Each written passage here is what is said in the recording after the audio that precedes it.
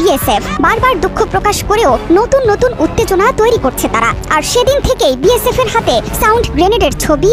দর্শক শ্রোতা, চাঞ্চল্যকর এক তথ্য পাওয়া গেল নতুন ভাবে, যেটা আমরা আগে পরে কখনোই হয়তো দেখিনি। এই ধরনের ঘটনা কখনো ঘটতে পারে সেটা আপনাদের আইডিয়াই আপনারা জীবনে করেন নাই। প্রিয় দর্শক, স্ক্রিনে শুরু থেকে ছোট্ট ভিডিও ক্লিপের অংশ দেখেছেন।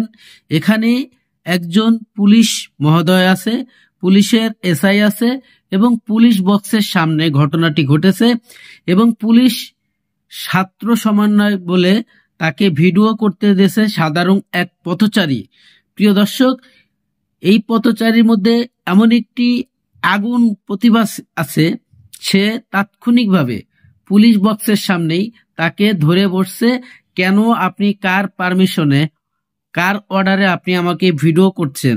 এবং পুলিশকে এমন সার্চ করছে যে আপনি কি ছাত্র সমন্বয়কের আদেশে চলেন, তার রিকোয়েস্টে আপনি চলেন, তার নিয়ন্ত্রণে চলেন? এইগুলোর কথার প্রশ্নের উত্তর দিতে পারে নাই সাধারণ জনগণের কাছে।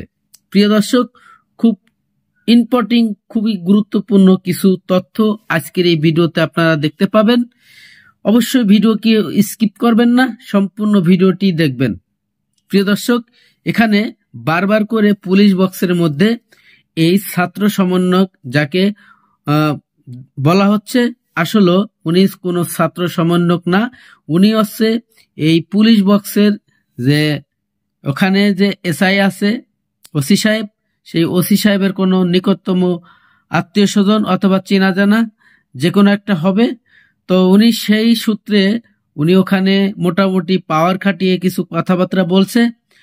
তো আপনারা সম্পূর্ণ ভিডিওটি দেখেন, ভিডিও দেখলে বুঝতে পারবেন।